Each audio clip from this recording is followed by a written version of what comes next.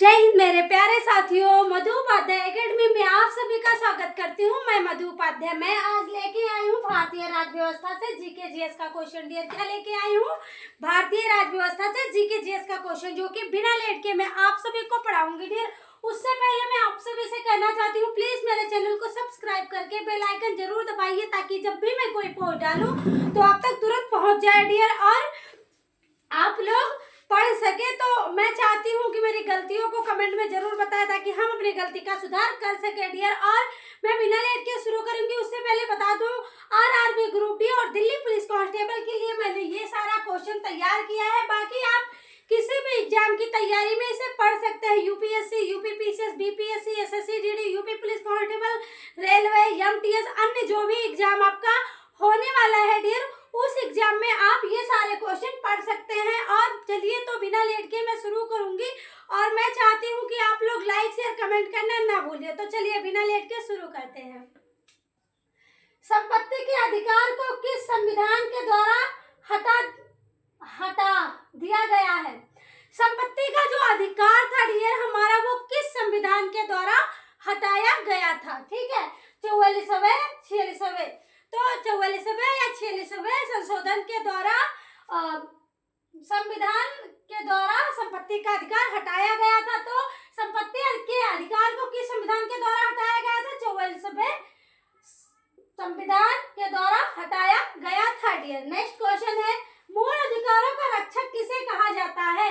मूल अधिकारों का रक्षक किसे कहा जाता है?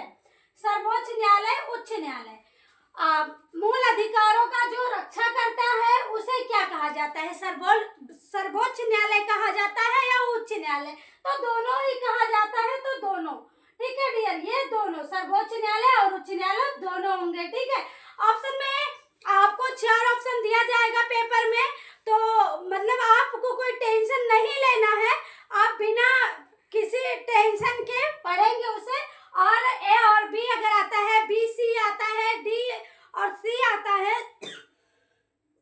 तो आप टिक लगा देंगे डियर। तो क्या होगा? मूल अधिकारों का रक्षक किसे कहा जाता है? सर्वोच्च न्यायालय, उच्च न्यायालय दोनों को कहा जाता है। ठीक है डियर। नेक्स्ट क्वेश्चन है, किस अनुच्छेद के द्वारा 6 से 14 वर्ष के बच्चों के लिए शिक्षा का अधिकार मूल अधिकार माना गया है? किस अनुच्छेद के द्वारा? अनुच्छेद 21A या अनुच्छेद 20 के द्वारा? तो अनुच्छेद 21A के द्वारा 6 से 14 साल के बच्चों के लिए शिक्षा का अधिकार माना गया था, इनका मूल अधिकार। ठीक है डियर। चलिए नेक्स्ट क्वेश्चन है, लोक कल्याणकारी राज्य की अवधारणा किसमें निहित है? मूल अधिकार राज्य की नीति निर्देशक तत्व किसमें है? लोक कल्याणकारी राज्य की अवधारणा किसमें निहित है? मूल अधिकार में या राज्य की नीति निर्देशक तत्व? तो राज्य के नीति निर्देशक तत्व में।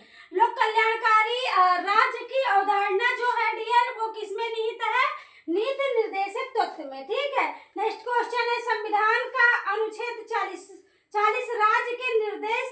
राज्य को क्या निर्देश देता है? मतलब कौन सा निर्देश देता है? देखिए, संविधान का अनुच्छेद 40 राज्य को निर्देश देता है कि वह क्या करे, कौन सा काम करेगा। ठीक है, तो ये होगा ग्राम पंचायतों का संगठन करे या पर्यावरण की रक्षा करे। तो देखिए, पर्यावरण की रक्षा जो है वो वन विभाग वालों का काम होता है। तो जो होगा संविधान के अनुच्छेद के द्वारा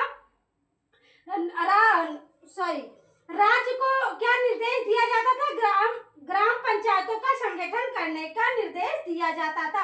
संविधान के अनुच्छेद 40 के अनुसार राज्य को निर्देश दिया जाता था कि वो ग्राम पंचायतों के संगठन करें। ठीक है डियर, ये 5 क्वेश्चन आप अच्छे से पढ़िए।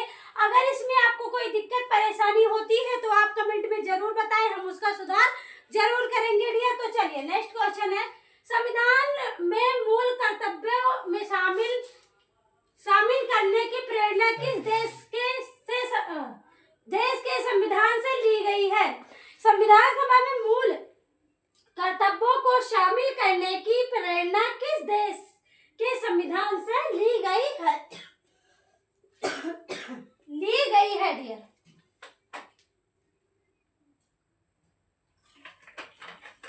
किससे ली गई है?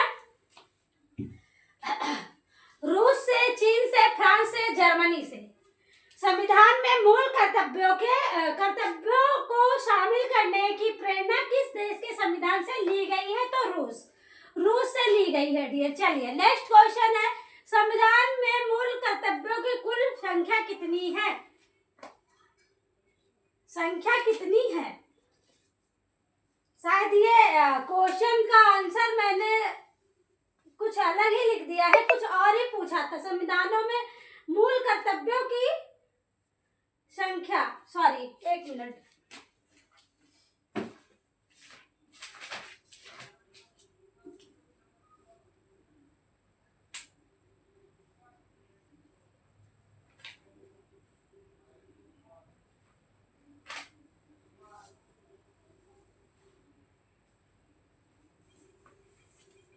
इसका आंसर मैंने गलत टाइप कर दिया था डियर। तो मूल अधिकारों की जो संख्या है वो 10 है डियर। वो गणतंत्र कब बना, भारत गणतंत्र कब बना था, इसका आंसर मैंने यहाँ पे लिख दिया था, शायद मिस्टेक हो गया था। I am really sorry dear. आप लोग तो 10 होगा। संविधान में मूल कर्तव्यों की कुल संख्या कितनी है? तो 10 है। ठीक है, 10 है। नेक्स्ट क्वेश्चन है, भारतीय संविधान के किस भाग को उसकी आत्मा की संज्ञा दी गई है? प्रस्तावना, मूल अधिकार। तो प्रस्तावना को दी गई है। ठीक है डियर, प्रस्तावना को दी गई है। नेक्स्ट क्वेश्चन है, संविधान सभा ने राष्ट्रीय गान को कब स्वीकार किया? देखिए मैंने यहाँ पे आंसर जो लिखा था 24 जनवरी 1950, 26 जनवरी 1950। तो उसका क्वेश्चन जो था, भारत गणतंत्र कब बना था? ठीक है, तो 26 जनवरी 1950 को गणतंत्र बना था। मैंने वो क्वेश्चन का आंसर लिख दिया था, तो मैंने सही कर दिया। संविधान सभा में मूल कर्तव्यों की कुल संख्या 10 है। ठीक है डियर, 10 है। ठीक है, चलिए नेक्स्ट क्वेश्चन है आपका, संविधान सभा में राष्ट्रीय गान को कब स्वीकार किया गया था? 15 अगस्त 1947, 26 जनवरी 1950। तो 26 जनवरी 1950 को किया गया था। ठीक है डियर। नेक्स्ट क्वेश्चन है, भारतीय नागरिकों को प्राप्त मूल अधिकारों की संख्या है।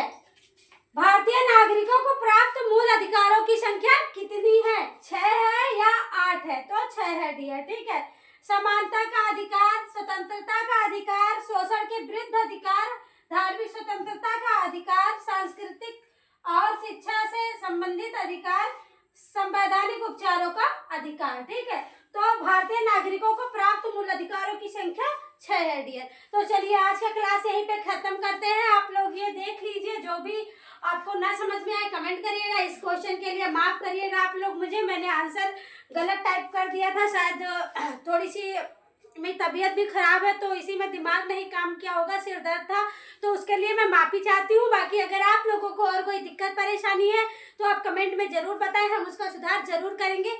तो चलिए इतना क्वेश्चन आप लोग पढ़िए, और जो नहीं आएगा वो आप मुझे कमेंट कर दीजिएगा। और मैं चाहती हूँ कि चैनल को सब्सक्राइब करके बेल आइकन दबा लीजिए, और चैनल को जो है वो दूसरे बच्चों के पास भी लिंक शेयर करो, ताकि वो लोग भी पढ़ सके डियर। और चाहती हूँ कि लाइक शेयर कमेंट करना बिल्कुल मत भूलो। चलो मिलते हैं नेक्स्ट वीडियो में। जय हिंद मेरे प्यारे साथियों।